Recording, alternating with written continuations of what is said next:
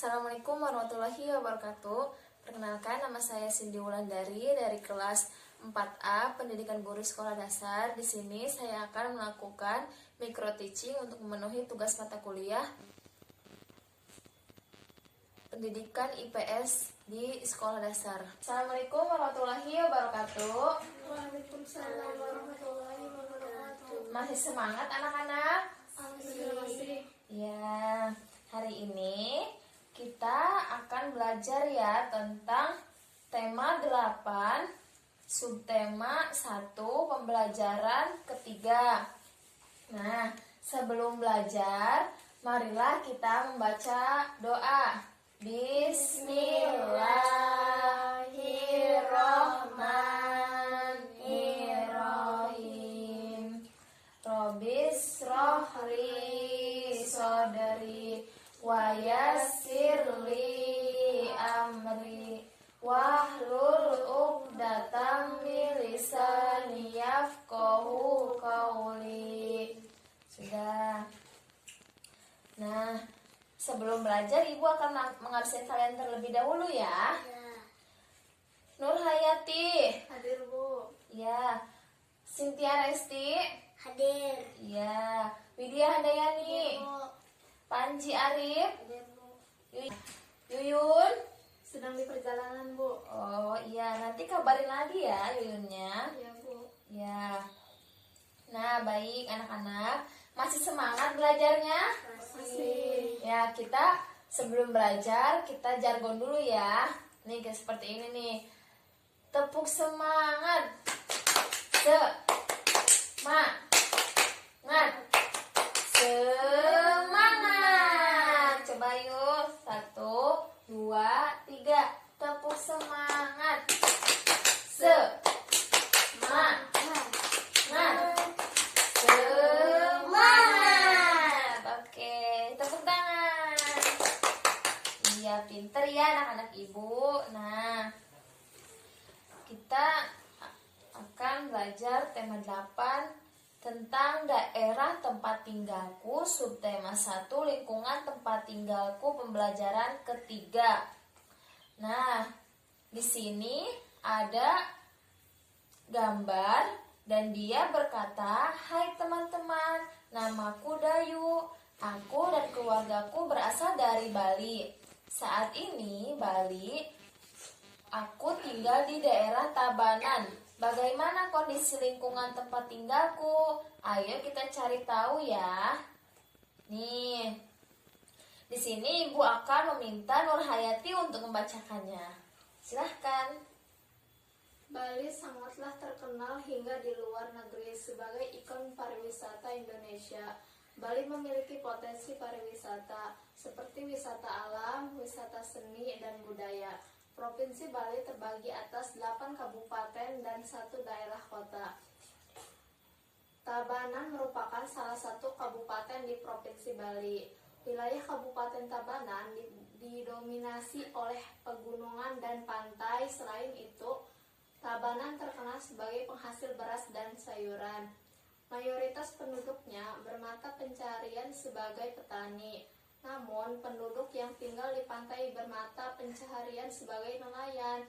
Keadaan alam suatu tempat memengaruhi mata pencaharian penduduknya. Ayo kita cari tahu lebih lanjut. Nah, setelah membaca ini kita akan cari tahu lebih lanjut ya, anak.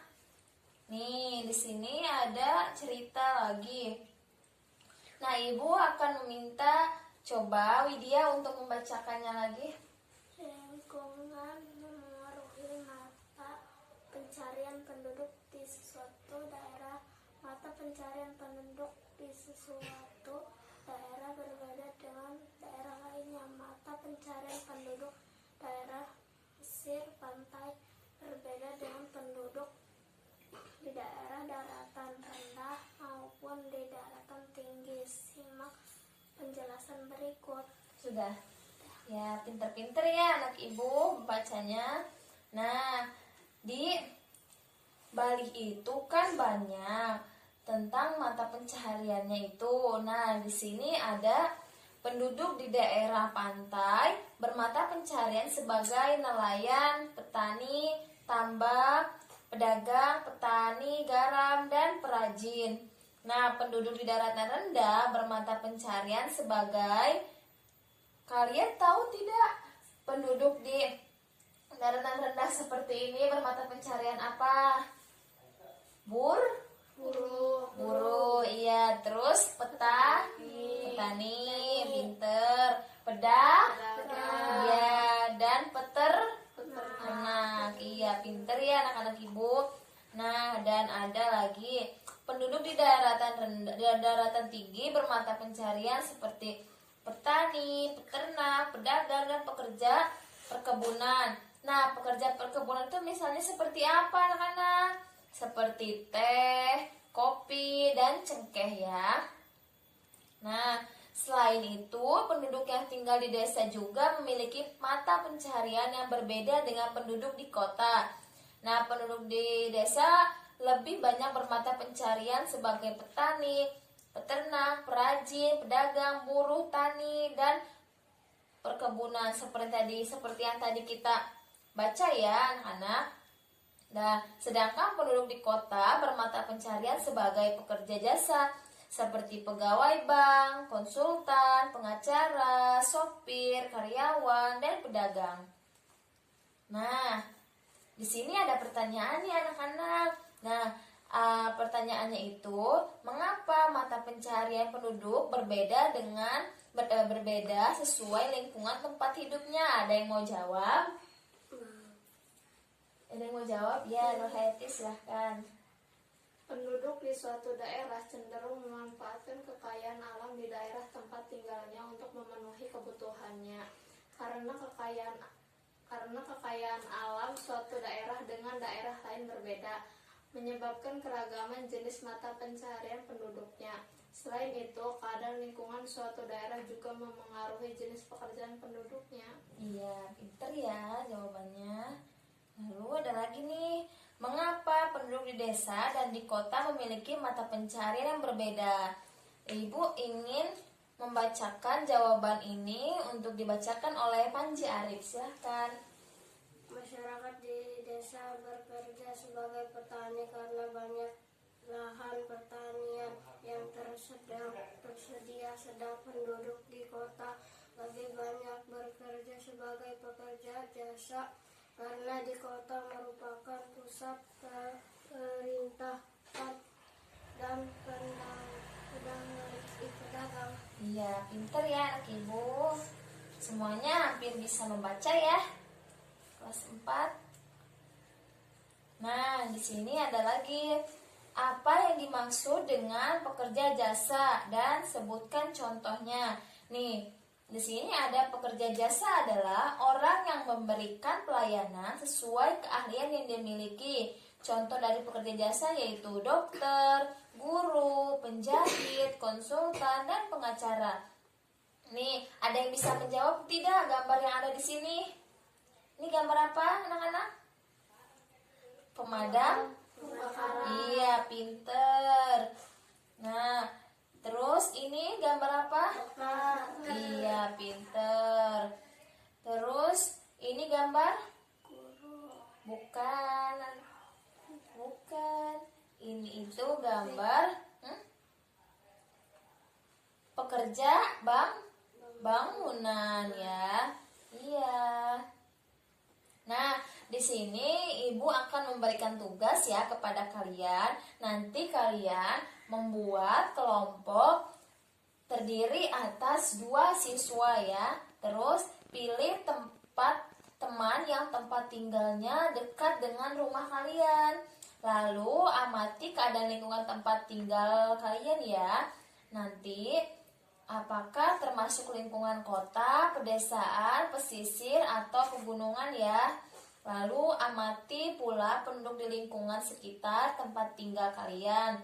Kemudian catat mata pencaharian penduduk di lingkungan sekitar kalian itu. Lalu buat laporan sederhana berdasarkan hasil pengamatan kalian. Lalu buatlah seperti contoh berikut ini ya. Nih, contohnya seperti ini. Laporan hasil pengamatan dari nama Dayu kelas 4, alamat desa Penebel, Tabanan, Bali. Nama daerah tempat tinggalnya itu Desa Panebel. Tempat tinggalku termasuk daerah daratan tinggi. Mata pencaharian penduduk di lingkungan tempat tinggalnya itu yaitu petani, dan transportasi penduduk di lingkungan tempat tinggalnya itu yaitu naik sepeda, serta kesenian di lingkungan tempat tinggalnya itu tarian adat Bali, pertunjukan, dan seni ukir. Nah, nih saat libur sekolah, Dayu dan keluarganya berlibur ke rumah nenek. Rumah nenek Dayu berada di Banjar Bukit, Catu, Candi Kuning, Batu Riti, Tabanan, Bali. Nah, Dayu senang menghabiskan waktu bersama neneknya. Nenek Dayu suka bercerita kali ini. Nenek Dayu akan menceritakan tentang asal mula Bukit Catu. Nih ya, di sini ada cerita lagi. Baca dari tak lama sampai kembali ya. Tak lama kemudian, harapan mereka terkabul. Si istri menyiapkan tumpeng nasi dan mengundang seluruh penduduk desa untuk makan bersama. Menjelang musim panen berikutnya, si suami berkata lagi kepada istrinya, "Semoga panen kita lebih banyak lagi. Kalau bisa, tiga kali lipat dari sebelumnya. Jika harapanku terkabul, buatkanlah 3 tumpeng nasi yang lebih besar dari sebelumnya." Kemudian si istri membuat 3 tumpeng dan mengundang seluruh penduduk desa untuk berpesta kembali. Ya, terima kasih ya telah membacakannya. Akan meminta Depi untuk membacakan dari beberapa hari sampai semakin melimpah sini ya. Silahkan. Beberapa hari kemudian, si suami pergi ke sawah. Dalam perjalanan ia melihat seonggok tanah yang berbentuk seperti catu. Catu adalah alat penakar nasi yang terbuat dari tumpeng kelapa. Aneh sekali, sepertinya kemarin buka tanah ini. Tidak ada, gumam si suami. Setelah pulang dari ladang, ia bercerita kepada istrinya. Kemudian ia mengajukan usul kepada istrinya. "Istriku, bagaimana kalau kita membuat beberapa catu nasi? Siapa tahu kalau kita membuatnya, hasil panen kita akan semakin melimpah." Ya, terima kasih ya Depi telah membacakan.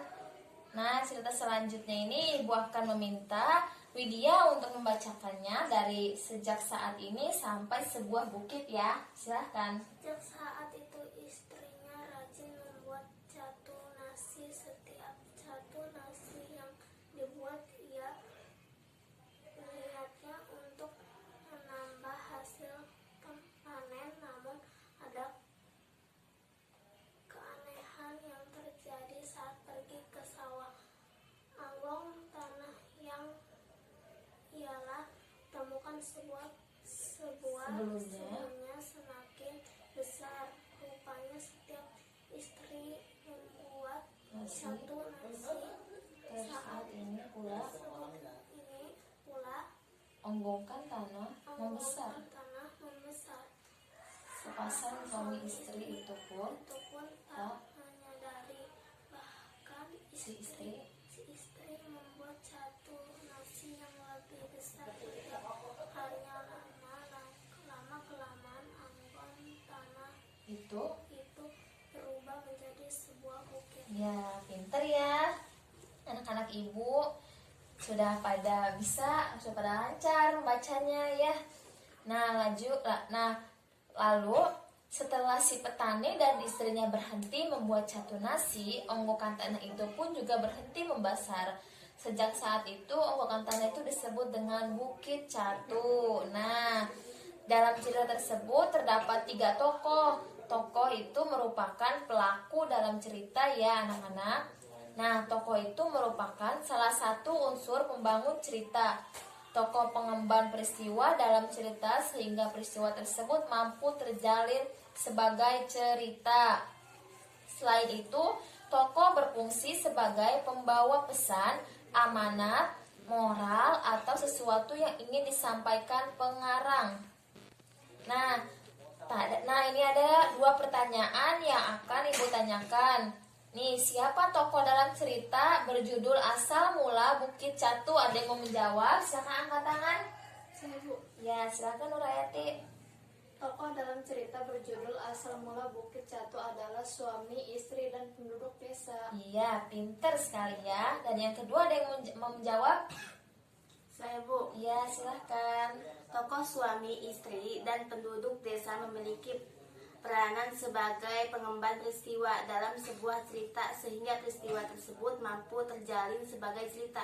Selain itu, mereka juga berfungsi sebagai pembawa pesan, amanat, moral, atau suatu yang ingin disampaikan pengarang. Iya, pinter ya anak ibu, sudah pada lancar membacanya dan menjawabnya sudah bisa ya.